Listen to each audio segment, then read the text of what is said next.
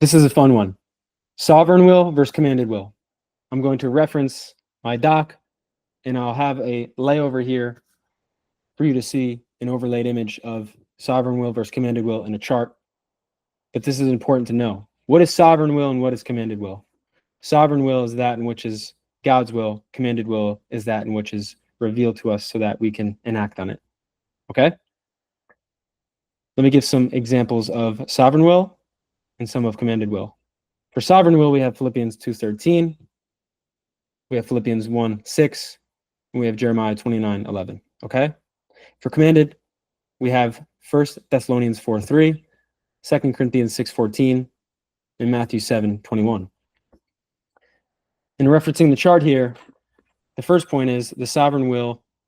We have a secret known only to God, except as revealed through history or revelation.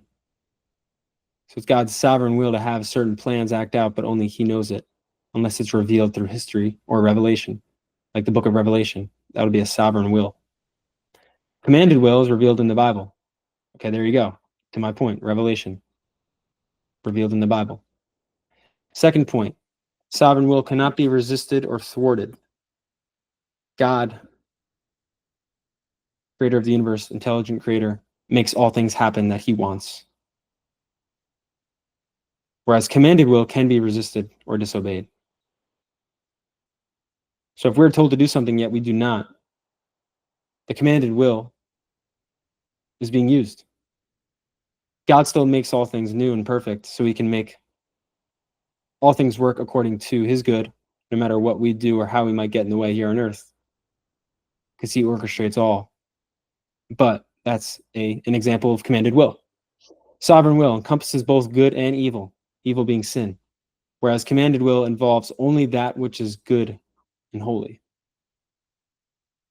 There's a verse I think of where God says He makes the rain fall on the good and evil because He's so gracious and He's just so all giving and perfect. If He's to be love and give, He needs to abide by that nature. So He is to give rain, His creation, His rain, to all those who live, good and evil. Just like a flower, right? It can be good and it can grow from the soil. There's also the weed, right? That can grow from within the same environment. And so rain can't just go onto the flower. The weed is still in this existence too. Whereas commanded will in this example involves only that which is good and holy.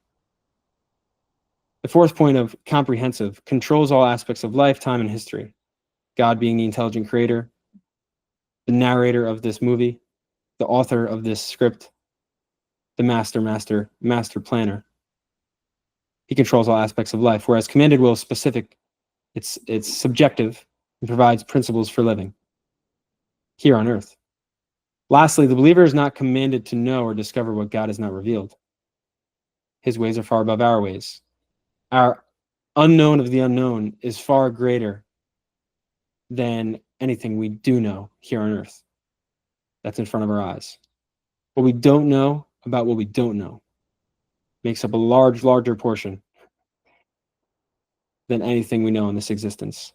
Whereas commanded will in this point is believers are exhorted to know, understand, and obey all that God has revealed. And how does that happen? Through His word, which the word is the display of Jesus, both the foreshadowing of Jesus and who He would be in the Messiah in the Old Testament, and then the New Covenant being the testimony and witness to all Jesus did and built, and all that was built upon Him in the local church, and what is to come in the Revelation.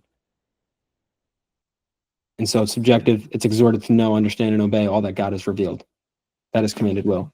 So it's important to know what sovereign will and commanded will is, because there's a lot of talk about free will nowadays, but talking about it biblically and knowing what our role is and what our standing and positioning is with God and His role here on earth is.